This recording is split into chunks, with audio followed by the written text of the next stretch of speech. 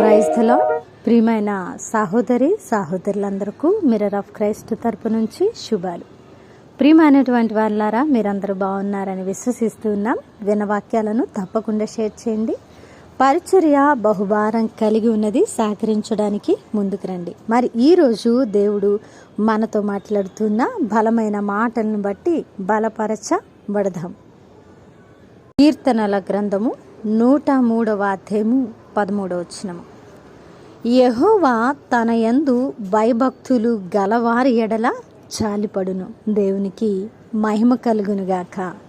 ప్రియ సహోదరుడా, అద్భుతమైన శుభ వాగ్దానం ద్వారా దేవుడు ఈరోజు మనతో మాట్లాడుతూ ఉన్నారండి. దేవుడు జాలి పడితే నిజంగా మన కష్టతరమైన వ్యతిరేక బంధకాలు అన్నీ కూడా ఏం జరుగుతాయంటే కట్టబడతాయండి. నిజంగా ఈరోజు శ్రమలో ఉండి ఈ మాటలు వింటూ ఉంటే, ఈరోజు కష్టంలో ఉండే మాటలు వింటూ ఉంటే, కట్టబడని పరిస్థితుల్లో నిలబడి దిక్కుతోచక నా పరిస్థితి ఏమిటి అనేటువంటి ప్రశ్నలు నీ ముందు నిలబడి ఉన్న స్థితిలో ఈ మాటలు నీ వింటూ ఉంటే, నీవు ఈ మాటలను బట్టి ఎంతగానో బలం పొందుకుంటావు. ఏ మాటో తెలుసా? యెహోవా యందు భయభక్తులు కలిగి ఉంటే ఆయన మన ఎడల జాలిపడే దేవుడు కదా. దేవుని బిడ్డ, నిజంగా దేవుడు జాలి పడితే మన సమస్యలు అన్నీ కూడా ఆయన పరిష్కరిస్తారండి.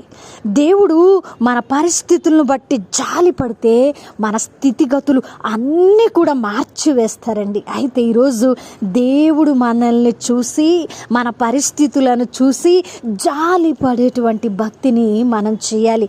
ఆ భక్తి మనం చేయాలంటే మనలో ఏ క్వాలిటీ ఉండాలో తెలుసా?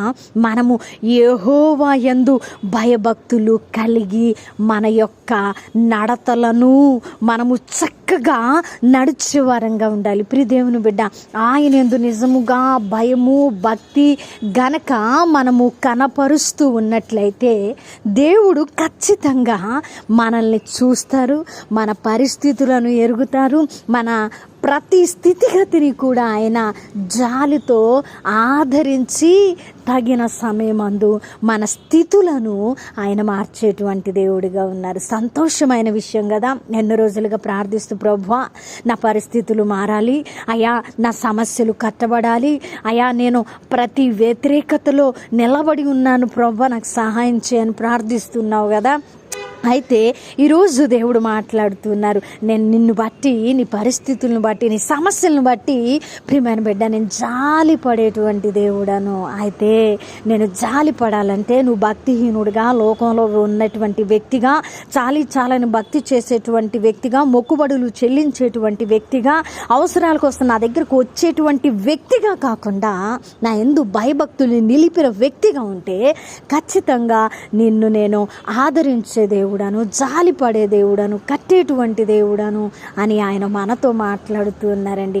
ఈరోజు దేవుడు నీ స్థితి పరిస్థితులను మార్చడం లేదు, ఆయన నిన్ను చూడడం లేదంటే ఖచ్చితంగా అది దేవుని లోపం కాదు, కానీ మనలో ఆయన యందు శ్రద్ధ భయభక్తులు నిలిపే భక్తి జీవితం లేదేమో అని మన జీవితాలను ఒకసారి పరిశీలన చేసుకొని పరీక్షించుకొని ఆయన జాలి పడేటువంటి భక్తి చేయడానికి మనము సన్నద్ధం కావాలి. మనము నీతిమంతులముగా అడుగులు వేయాలి. మనము యథార్థంగా న్యాయాన్ని అనుసరించి, వాక్యాన్ని అనుసరించి మన భక్తి జీవితాలను కట్టుకుంటూ వెళ్ళినట్లయితే ఆయన నీతిమంతుల గుడారాన్ని వర్ధిల్ల చేసేటువంటి దేవుడు కదా. దేవుని బిడ్డ, మరి ఆయన నిన్ను చూసి జాలి పడడానికి ఆయనకు అవకాశం ఇస్తే తప్పకుండా జాలిపడి నీ సమస్యలను కట్టి, నీ స్థితిగతులను కట్టి నిన్ను ఉన్నత స్థానంలో నిలబెట్టేటువంటి దేవుడు. నమ్ముతూ ఉన్నావా? నమ్మితే విశ్వసించి భయభక్తులు కలిగిన వ్యక్తిగా అడుగులు ముందుకు దేవుడు తప్పకుండా అద్భుత కార్యాలను జరిగిస్తారు.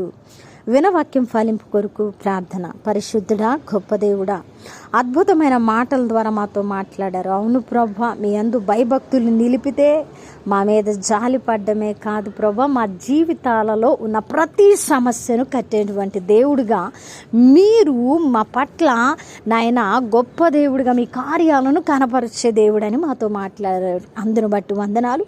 ఈ మాటలు ఎవరు అంగీకరించారో వారి పట్ల నెరవేర్చమని, చేసిన ప్రార్థనలు అన్నిటికీ మీరు జవాబులు ఇచ్చారని నమ్ముతూ ఉన్నాము తండ్రి. ఈ పరిచర్యలో ఎంతోమంది సహకరి సహకరిస్తున్నారయ్యా. ఇంకా ఎంతో అవసరత ఉన్నది, ఎన్నో పరిచర్యలు ముందుకు వెళుతూ ఉన్నాం ప్రభా.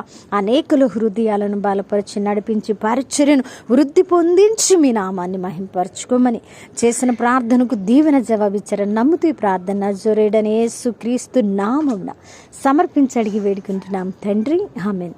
ప్రియమైన దేవుని బిడ్డలారా, వినవాక్యాన్ని తప్పకుండా షేర్ చేయండి, పరిచర్యకు సహకరిస్తారని విశ్వసిస్తున్న దేవుని చిత్తమైతే మరలా కలుసుకుందాం. దేవుడు మనం దీవించునుగాక.